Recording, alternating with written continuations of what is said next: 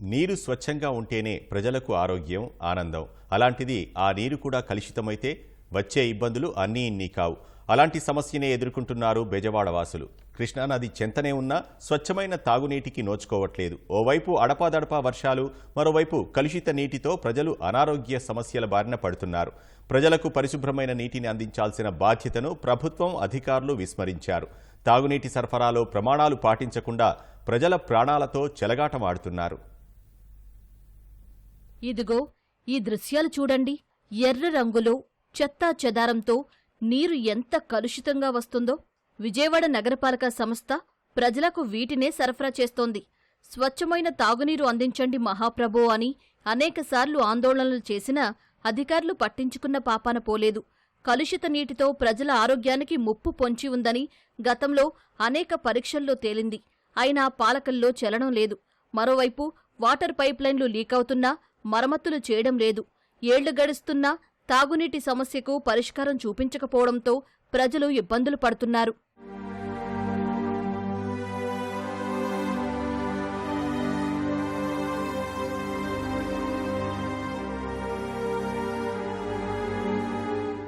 రామలింగేశ్వరనగర్లో నిర్మిస్తున్న తాగునీటి ట్యాంకు ఏళ్లు గడుస్తున్నా అందుబాటులోకి రాలేదు. జేడీనగర్లోని వాటర్ ట్యాంకుల నుంచి బోరు నీళ్లు సరఫరా చేస్తూ ఉండటంపై ప్రజలు అభ్యంతరం వ్యక్తం చేస్తున్నారు.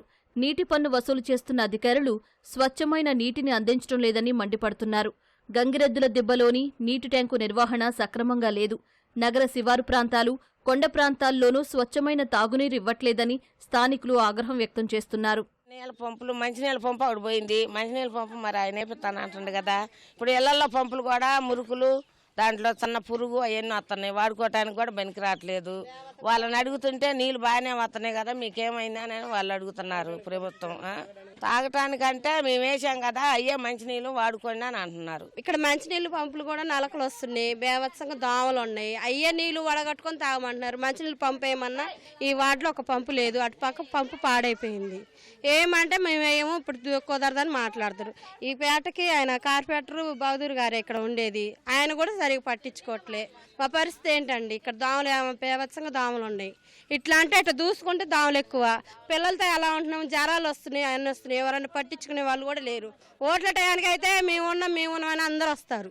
ఇట్లాంటి టైం మాత్రం ఎవ్వరు పట్టించుకోరు. మాకు పంపులో నీళ్లు మంచిగా రావట్లేదండి. అన్ని నలకలు, పురుగులు అన్నీ వస్తున్నాయండి. చాలా తాగడానికి కూడా ఇబ్బందిగా ఉంటుంది.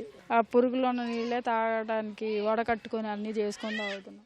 నగరపాలక సంస్థ విడుదల చేస్తున్న నీరు స్వచ్ఛంగా లేకపోవడంతో పెద్ద మొత్తం చెల్లించి ప్రజలు బయట వాటర్ ప్లాంట్ల నుంచి నీటిని కొనుక్కుంటున్నారు. ప్రజల అవసరాన్ని ఆసరాగా తీసుకుని విచ్చలవిడిగా వాటర్ ప్లాంట్లు పుట్టుకొస్తున్నాయి. నిర్వాహకులు సరైన ప్రమాణాలు పాటించకపోయినా వారిపైన నిఘా లేదు. ఇలా అన్ని రకాలుగా ప్రజలు నీటి కోసం తిప్పలు పడుతున్నారు. గత 50 సంవత్సరాలుగా ఇక్కడ నివాసం ఉండే ఈ ప్రజలకి మురుగునీరు ఇల్లు సప్లై చేస్తూ ఉన్నారు. ఇక్కడ మరో ఉద్దానం పరిస్థితి ఏర్పడతా ఉంది. అందరూ కూడా కిడ్నీ వ్యాధిగ్రస్తులుగా తయారయ్యే పరిస్థితి ఈ ప్రభుత్వం చేస్తూ ఉంది. అనేక డివిజన్లో, కొండ ప్రాంతంలో కానీ అన్ని రకాలుగా నీరు రాని పరిస్థితి ఉంది. ఎక్కడో ఢిల్లీలో ఉండే ప్రభుత్వం నీటిని ఫ్రీగా ఇస్తూ ఉన్నది. 500 కిలోమీటర్ల దూరంలో యమునా నదిలో వచ్చే నీరును వాళ్ళు ఫ్రీగా ఇస్తున్నారు. కానీ మన పక్కన కృష్ణానది ఉంది. ఇంతవరకు ఒక 5 అడుగులు 6 అడుగులు వేస్తే కృష్ణానది. వీళ్ళకి నీరు కొనుక్కొని తాగాల్సిన పరిస్థితి వచ్చింది.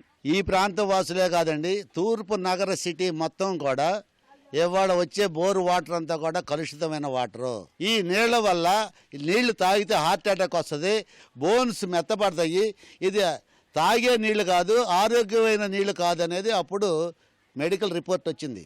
ఇవాళ మనకు పాకుడు వస్తుంది, నీళ్ళు వస్తున్నాయి అంటే డ్రైనేజీలు ఎక్కడో పైకిపోయి కాదు.